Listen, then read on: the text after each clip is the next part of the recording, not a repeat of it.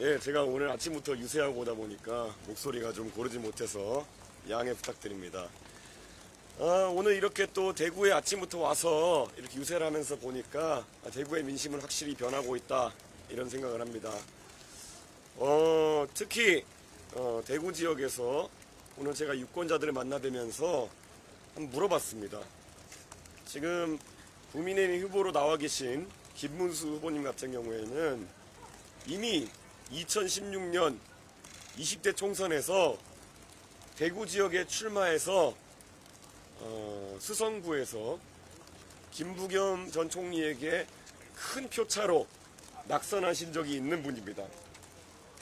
대구 수성구에서 그 보수세가 강한 지역에서 대구 시민들이 이미 한번 국회의원을 하기에도 부적격자라고 인정했던 그런 후보를 굳이 공천한 이유가 무엇이겠느냐. 저는 대구 시민의 의중은 아랑곳하지 않고 당권 싸움에 몰두한 국민의 판단이었다, 저는 그렇게 생각합니다. 그래서 저는 대구에서 만나는 분들마다 요즘 그렇게 말하고 있습니다. 혹시 주변에 수성구 분들 계시면은 왜 2016년에 김문수 후보를 떨어뜨렸는지 한번 물어봐 달라고 이야기하고 있습니다. 저는 김문수 후보가 그 당시에도 대구의 미래를 이끌기에는 이미 한번 흘러간 물이라는 판단이 대구 수성구 유권자에게 있지 않았나 라는 생각을 하게 됩니다. 이미 9년 가까이 더 지나가지고 그 흘러간 물이 새로운 물이 될 수는 없는 겁니다. 그래서 저는 앞으로 대구의 미래를 책임질 수 있는 후보는 바로 저 이준석이다, 이렇게 생각합니다. 그래서 유권자분들의 현명한 판단을 부탁드리고 싶습니다. 또 어제 있었던 일에 대해서 잠시 말씀드리자면, 어제 저희 측과도 이야기를 하고 있었던 이병태 전 카이스트 교수님께서 이재명 후보 측의 큰 뜻을 가지고 이재명 후보의 좌편향된 경제정책을 좀 바로잡아 보겠다는 그런 선의로 합류하실 의사를 보이셨습니다. 그런데 그 뒤에 더 놀라운 것은 정작 그런 용기 있는 판단을 한 분에 대해 가지고 민주당에서 그분의 과거 발언이나 이런 것들을 문제 삼아서 합류를 거부했다는 것입니다. 저는 이병태 교수님의 그런 공개된 발언과 공개된 행동에 대해서는 이미 많은 사람들이 알고 있었고, 저도 그것을 알면서도 이병태 교수님이 가지고 계신 능력과 대한민국을 위해서 봉사하실 수 있는 그런 어떤 자세를 바탕으로 해가지고 영입 제안을 했던 겁니다. 물론 이병태 교수님이 하신 발언이나 아니면 여러 가지 행적에 대해서 저도 동의하지 않을 수 있는 부분이 있지만, 저는 공당이라면은 민주당이 그런 이중잣대를 들이대서는 안 된다고 생각합니다. 왜냐? 다른 사람이면 몰라도 음주운전부터 해서 공무원 자격 사칭에 대한 공동정범까지 공인된 전과가 있는 이재명 후보 측에서 몇 가지 발언이나 아니면 과거의 관점에 대해서 시비를 삼아서 어떻게 한평생 자기 분야에서 일가를 이룬 한 전문가의 그런 명예를 짓밟을 수 있단 말입니까? 지금 이재명 후보 주변에 있는 인사들에게 이병태 교수님과 동일한 잣대로 문제가 되는 발언과 문제가 되는 과거 행적에 대해서 적용해서 똑같은 잣대로 제한다면 받아들일 수 있습니다. 하지만 이병태 교수님이 하신 말보다 훨씬 더 큰 상처를 줄 만한 천안함 관련된 망언이라든지 국가를 위해 희생하신 분들에 대한 망언을 일삼은 자들이 민주당 곳곳에 포진하고 있습니다. 어떻게 그런 사람들과 함께하는 사람이 이병태 교수 같은 분에게 그런 잣대를 들일 수 있는지 믿기지가 않습니다. 저는 그래서 물론 이병태 교수님이 받으신 상처가 크실 것이기 때문에 매우 조심스럽겠지만은, 저는 만약에 이병태 교수님이 대한민국의 미래 세대를 위해 가지고 본인이 가지신 지식과 재능을 보태주실 생각이 있다면은 저는 다시 한번 요청드릴 계획입니다. 민주당의 소위 말하는 대통합 행보라는 것이 얼마나 다른 진영에게는 엄격하고 본인의 진영에게는 한없이 허물도 덮어주는 관대함인지를 이번 사태가 드러냈다, 이런 생각을 갖고 있습니다. 그 부분에 대해서는 앞으로 민주당이 하는 여러 가지 인재 영입이나 이런 것이 얼마나 허망한 그런 인재 영입인지 앞으로 보게 될 것이다, 이런 생각을 합니다. 예, 혹시 질문 있으시면 받겠습니다. 네, 지금 이정입니다. 어제 김문수 후보가 처음으로 계엄에 대해 사과를 했는데요. 이에 대해 어떻게 평가하시는지?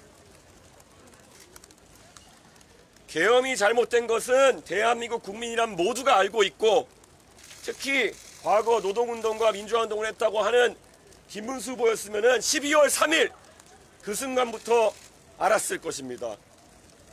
지금까지 6개월이 지나는 동안 왜 아무 말이 없다가 지금 와서 그런 이야기를 하기 시작하는 것입니까? 선거 현장에 다녀보니까 대한민국 국민들의 민심이 매섭기 때문에 그런 옆구리 찔러서 하는 그런 발언들, 저는 큰 의미가 없다, 그런 생각을 합니다. 저는 김문수 후보가 만약에 계엄에 대해서 진짜 잘못되었다고 판단한다면 즉각적으로 윤석열 대통령을 출당시키고 본인은 그 반탄 세력에 힘입어서 후보가 된 사람이기 때문에 사퇴를 하는 것이 마땅할 것입니다. 어떻게 계엄이 잘못되었고 탄핵은 정당하다는 이야기를 하면서 반탄 세력의 표를 모아서 올라온 본인의 후보직이 정당화될 수 있다고 믿는 것인지, 저는 그 논리적 귀결이 너무 떨어진다고 생각합니다. 김문수 후보는 만약 계엄 반대, 탄핵 찬성의 기치를 내세울 것이라면은 지난 국민의힘 경선에서 본인의 행보가 사기에 가까웠음을 인정해야 할 것이고, 그러면 당연히 후보직을 사퇴해야 될 것이라고 생각합니다. 예, 혹시. SBS 안희재 기자입니다. 예, 기자님. 오늘 후보님 포함해서 다른 이재명 후보 그리고 김문수 후보도 중도경북 지역 출신인데요. 이 같은 행보에 대해 어떻게 평가하시는지, 차별점은 어디 있다고 보시나요? 저는 이재명 후보가 최근에 상당한 자신감을 가지고 TK 지역의 행보를 강화하는 것, 저는 나쁘지 않다고 생각합니다. 하지만 이재명 후보가 민주당 대표로 있을 때 그 압도적인 입법 권력을 바탕으로 해서 대구 경북 지역의 여러 가지 수건 사업들을 풀어낼 수 있는 위치에 있었습니다. 예산권을 활용해서 현재 많은 예산이 수반되는 대구 경북 지역의 SOC 사업 같은 것들도 진척시킬 수 있었을 것입니다. 하지만 이재명 후보는 본인의 입법 권력을 본인에 대한 방탄, 그리고 윤석열 정부를 공격하는 것에만 사용했던 것이 사실입니다. 그래서 힘을 가졌을 때 잘했어야 된다는 겁니다. 저는 이재명 후보가 지금부터라도 열심히 하는 모습을 보이는 것에는 긍정적인 평가를 하겠지만은, 지금까지 대구 경북의 수건 사업들을 도외시하고 오히려 분열을 조장했던 것에 대해 가지고는 이번에 대구 경북의 시민들이 엄중한 책임을 물을 것이다, 이렇게 확신합니다. 후보님, 김문수 후보가 윤석열 출당에 대해서 거부하는 의사를 내비쳤는데 그건 어떻게 평가하시나요?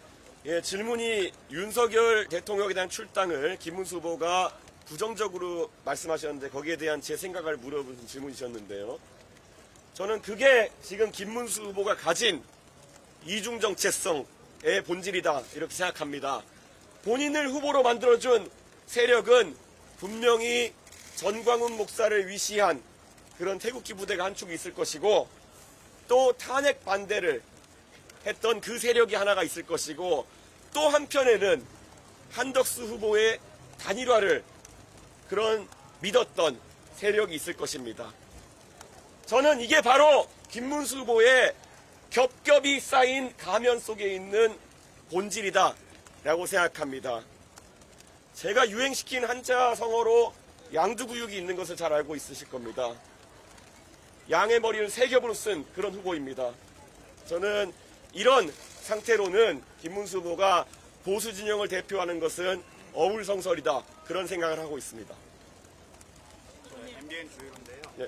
국민의힘에서 단일화 내용 겪고 나서 지금 무슨 평가하신 대구 찾으셨는데 예. 자, 다시 질문 크게 좀. 예. 국민의힘에서 단일화 내용 겪고 나서 지금 후보께서 지금 대구 보수 텃밭집 대구 타시셨는데 분위기 좀 어떻게 읽고 계십니까?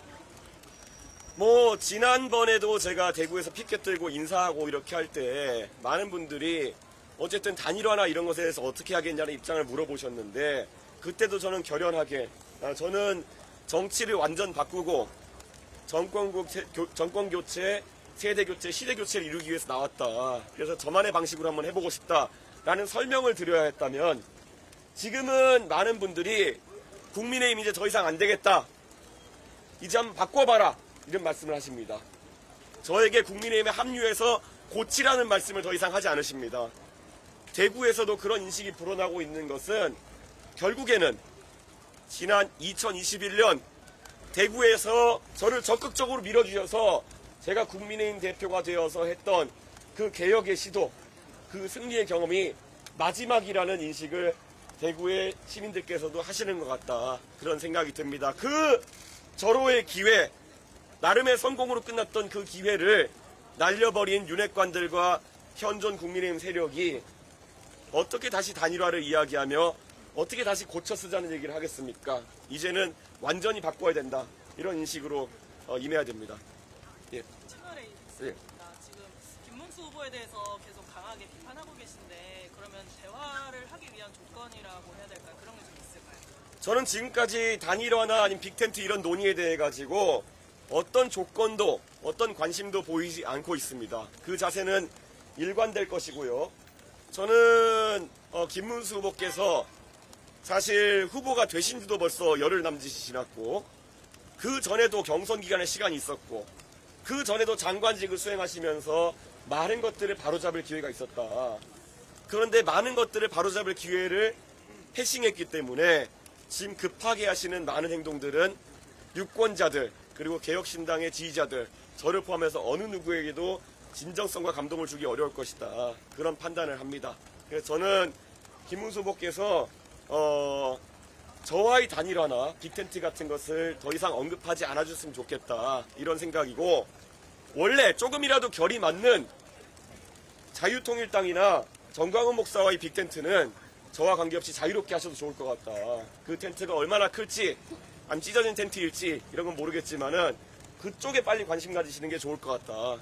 그런 생각입니다. 예. YTN 김철입니다. 예. 저 지방에서도 대학생들 계속 만나시게 되는데 서울과는 좀 다른 목소리를 기대하실 것 같은데 어떤 것 주로 청취하실 건지. 지난번에 제가 지방에 가서 또 지역의 좋은 거점 국립대학교인 충남대학교 학생들과 이야기하면서 사실 그들이 겪고 있는 고충에 대한 이야기를 많이 들었습니다. 그런데 또 이 대구 경북 지역의 주요 거점 국립대인 경북대학교에 와서 오늘 이렇게 식사를 하게 되는데요. 아무래도 여기 지금 경북대에 있는 학생들도 결국엔 이 좋은 대학교에 공부해서도 대구 지역에서 일자리를 찾기 어려운 현실 그리고 대구 지역에 아무래도 연공서열 문화라든지 또 이런 젊은 사람들이 목소리 내기 힘든 그런 문화 때문에 자신들이 활발히 활동할 수 없는 것들에 대한 이야기를 할 것으로 예상합니다. 더 자세히 듣고 더 그 부분에서 의견을 담아내서 맞춤형 공약을 낼 수 있도록 하겠습니다. 제가 리쇼어링 공약 발표하면서도 얘기했지만 원래 사실 경북대학교 특히 전자공학과 중심으로 많은 인재들을 배출해가지고 대한민국의 국가 산단들을 일으켜 세웠던 그런 공간입니다. 다시 한번 산업을 일으켜가지고 그런 일이 또 현실화될 수 있도록 그렇게 하겠습니다. 네. 네. 그동안 김문수 후보의 지지율을 계속 가져오시려고 많이 얘기하시고 이재명 후보와 이제 1대1 구도를 얘기를 하시는데 어제나 오늘 불러드린 것들을 보면은 말씀하셨던 이병태 교수님도 그렇고 일부 홍준표 캠프 쪽에서 이재명 후보 지지하는 거 하고 오히려 더 그쪽이나 중도 보수의 표식이나 이런 것들이 이재명 후보로 가는 거 나누는 그런 것들에 대해서 어떻게 생각하세요? 제가 오늘 그 일부 인원들이 무슨 기자회견 하셨다는 얘기를 듣고 제가 무슨 상황인지 알아보려고 홍준표 대표 측에 뭐 핵심 의원이라 할 수 있는 분과 제가 소통을 한 바가 있습니다. 그런데 오늘 그 지지선언 하셨다는 분들은 홍준표 대표의 의중이나 아니면 홍준표 대표의 그런 주요 지지 세력과는 별로 관계없이 일부 인사들이 대표성 없는 분들이 움직였다는 취지로 이렇게 말씀하셨습니다. 그렇기 때문에 그 부분은 뭐 해프닝이다 저는 이렇게 생각하고요.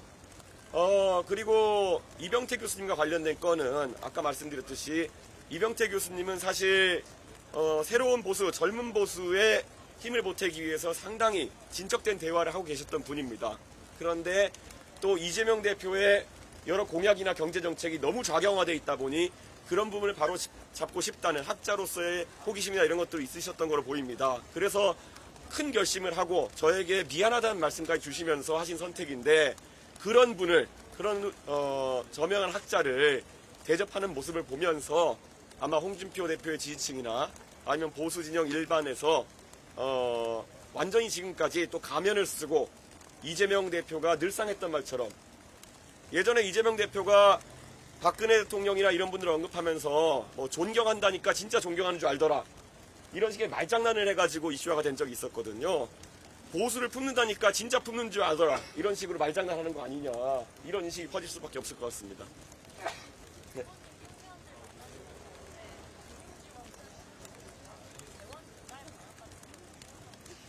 저희가 젊은 세대를 위해 가지고 금융지원 같은 경우에는 대학교에 다니지 않는 젊은 세대라 하더라도 500만 원씩 최대 5천만 원까지 해가지고 든든 출발 자금이라는 것을 제공하겠다라는 이야기를 밝힌 적이 있습니다. 이것은 보통 지원금 형태인 이재명 후보의 정책과 다르게 지금 이미 운영되는 든든 학자금과 같은 제도를 든든 출발 지원 자금으로 되는 것입니다. 그렇기 때문에 이것은 취업 후 상환제가 적용되고 나중에 국세청에서 상환 과정에 개입하기 때문에 소득이 발생하면은 상환을 시작해야 되는 그 강제성 있는 상환 제도가 담보되기 때문에 재정에 부담을 주지 않습니다. 그렇기 때문에 훨씬 지속 가능한 제도이고 실제로 청년들도 좀 더 책임감 있게 이 자금을 사용할 수밖에 없는 그런 제도입니다. 그렇기 때문에 앞으로의 저희의 지원 정책은 실제 재정에 부담을 주지 않지만 큰 도움이 될 수 있도록 그렇게 하겠다. 그리고 주택 관련 지원 같은 경우에도 주택담보대출이 있어가지고 지금은 거치 기간이 예전에 비해 가지고 적어가지고 많은 분들이 상환에 어려움을 겪고 있는데, 주택담보대출에 있어서도 3년간의 기본 거치 기간과 아이를 낳을 때마다 2년씩 추가 거치 기간을 줌으로 인해 가지고 주택담보대출을 받은 다음에 가장 돈을 많이 내야 될 시절, 가장 돈을 많이 가계에 써야 되는 시점에 이자만 갚으면서도 생활할 수 있는 그런 상황을 만들어서 많게는 한 달에 100만 원씩은 더 가처분 소득을 쓸 수 있도록 하는 그런 정책을 저희가 내걸고 있습니다. 앞으로도 젊은 세대가 원하는 것에 대해 가지고 그냥 이재명 후보처럼 뭐 25만 줄게 이런 식의 정책보다는 철저하게 계산되고 철저하게 실질적인 도움이 될 수 있는 그런 정책으로 저희가 대응하겠습니다. 정책 관련 하나만 더 여쭤보려고 예. 하는데, 민주당 국민의힘에서 주 4.5일제 얘기한 게 있었잖아요. 예. 후보님도 예전에 페이스북에 뭐 관련 입장 밝히신 걸로 아는데 이 부분에 대해서 후보님 명확한 입장 다시 한번. 우선 노동 관련해 가지고 4.5일제나 4일제 이야기하는 이재명 후보의 이야기 속에는 결국 임금 수준에 대해 가지고 어떤 합의를 할 것이냐가 본질이다, 이런 생각을 합니다. 만약에 4일이나 4.5일제로 줄이면서 임금 수준이 줄어드는 것을 이야기한다면 반대가 클 것이고, 그것은 과거에 있었던 일자리 나누기 논의의 이름만 바뀐, 그 태그만 바뀐 버전입니다. 그렇기 때문에 그 당시에 일자리 나누기 논의가 매우 부정적인 피드백을 받았던 것처럼 이번에도 임금 수준에 대한 조정을 이야기하는 것이라면은 또 비슷한 효과를 낳을 것이고, 만약 임금 수준 조정 없이 그런 4.5일제나 4일제를 하다는 주장이라고 한다면은 그건 불을 보듯 뻔합니다. 대한민국 경제의 어떤 생산성 위기라든지 사업을 영위하기 어려운 사업장을 양산하는 그런 정책이 될 것이기 때문에 저는 앞으로 토론 과정이나 이런 데서 이재명 후보가 합리적으로 그걸 디펜스해야 될 것이다, 이런 생각을 하고요. 최근에 포괄임금제나 이런 것에 대한 논의가 많습니다. 사실 포괄임금제를 통해 가지고 노동자들의 노동이 올바르게 평가되지 않는다는 이야기가 있습니다. 특히 지금 이 자리에 계신 언론인들도 포괄임금제나 이런 것들 등이 부정적일 거라 생각하시는데요. 저 또한 대한민국에서 포괄임금제가 사실상 노동의 가치를 왜곡시키고 있다라는 생각을 하고 있습니다. 그래서 단번에 이것을 없애긴 어렵겠지만은 포괄임금제를 없애는 방향으로 가야 된다라는 생각을 하고 있습니다. CBS 이은지입니다. 예. 국민의힘 찍기는 싫지만 솔직히 말해서 썩표가 될까봐 후보님을 찍기 좀 저하된다는 분들도 특혜에 많이 계시는데 네. 이분들로부터 70~80% 이상의 압도적 지지를 받을 만한 그런 필승 전략이 있어요. 이렇게 이렇게 말씀드립니다. 김문수 후보를 찍는 표, 또 저에게 사표라고 하는 근거와 동일한 근거라면은 사표입니다. 김문수 후보를 찍는 표는 사표일 뿐더러 미래로 가는 표도 아니다. 이런 말씀을 드리겠습니다. 보통 우리가 대표 선수를 고를 때, 우리가 프로야구 팀에서 선수를 내보낼 때 둘 중에 하나를 내보냅니다.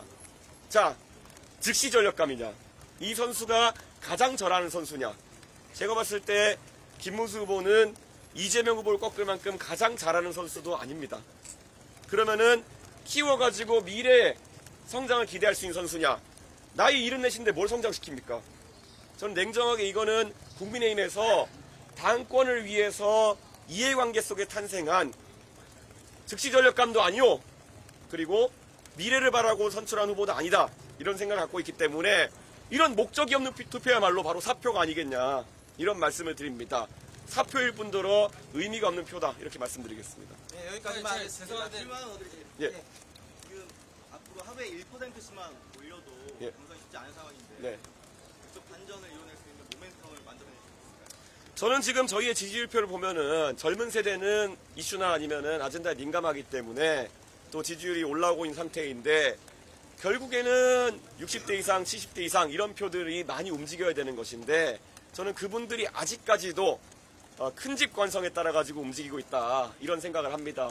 저는 그래서 이 대구 경북을 중심으로 그런 김문수 후보에 대한 사표이자 무의미한 표를 거두고 하루빨리 젊은 세대가 선호하는 이준석 중심으로 대동단결해야 결국 이재명 후보의 독주를 막을 수 있는 그런 선거 분위기가 생긴다, 이런 생각을 합니다. 이준석은 1등 할지 3등 할지 모릅니다. 그런데 김문수 후보는 만약 김문수 후보에게 힘을 실어주시면은 확실한 2등입니다. 1등 할 수 있는 후보에다가 기대를 하시겠습니까? 아니면 확실한 2등 후보에게 투표하시겠습니까? 저라면은 1등을 통해 가지고 이재명 후보의 포퓰리즘을 견제할 수 있는 이준석에게 한번 투자해볼 시점이다. 그게 바로 이번 주에 여러분들이 만들어주셔야 될 여론이다, 이렇게 생각합니다. 여기까지만 하겠습니다. 여기까지 이따가 할게요. 이따가 하겠습니다. 어제부터 첫 차림으로 운동하시는 게 좀 눈에 띄는데 예. 특별한 의미가 있을까요? 더워서 그렇습니다. 예. 네, 감사합니다.